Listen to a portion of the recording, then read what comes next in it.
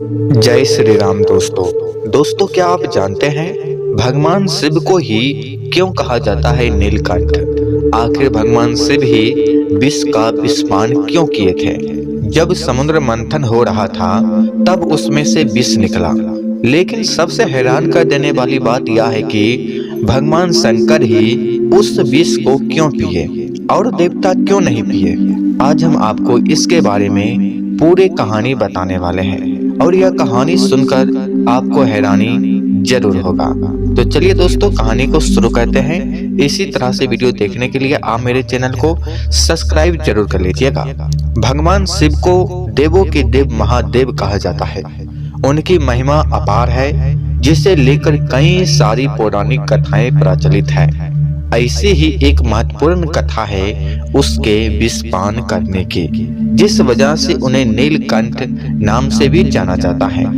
कथा समुद्र मंथन से जुड़ी है, जो आइए हम आपको अभी बताते हैं। पौराणिक कथा के अनुसार एक बार सभी देवताओं और असुरों ने मिलकर समुद्र मंथन किया। इस मंथन का उद्देश्य अमृत कलश का पाना था। जैसे ही समुद्र का मंथन शुरू हुआ तो उसे उसमें से एक के बाद एक नई अद्भुत चीजें निकलने लगी।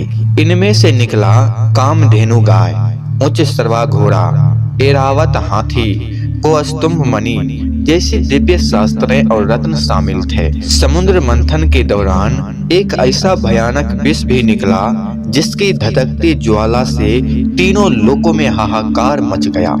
यह विष इतना शक्तिशाली था कि इसकी एक बूंद भी सृष्टि का विनाश करने में सक्षम थी। देवता और असुर दोनों ही इस विष के प्रभाव और भयानक से भयभीत हो गए थे। वे समझ नहीं पा रहे थे कि इस विष को करे तो करे क्या, क्योंकि किसी के अंदर इसे सहन करने की क्षमता नहीं थी। तब सृष्टि को बचाने के लिए सभी ब्रह्मा जी के पास पहुंचे। ब्रह्मा जी ने उन्हें भगवान शिव की शरण में जाने की सलाह दी, क्योंकि केवल वे ही इस विष का सामना कर सकते हैं। देवता और असुर तुरंत कैलाश पर्वत पर पहुंचे और भगवान शिव से प्रार्थना की कि वे इस विष से पूरे जगत की रक्षा करें। भोलेनाथ ने तुरंत सृष्टि को बचाने के लिए उस भयानक विष को पी लिया, लेकिन उसे अपने कंठ के नीचे उतरने नहीं दिए। उस विष के प्रभाव से शिव जी का कंठ नीला पड़ गया। इसी कारण भगवान शिव को नीलकंठ के नाम से भी जाना जाता है। इसके बाद पूरे जगत में फिर से शांति की स्थापना हुई, क्योंकि भगवान शिव ने सृष्टि को एक बड़े संकट से बचा लिया था।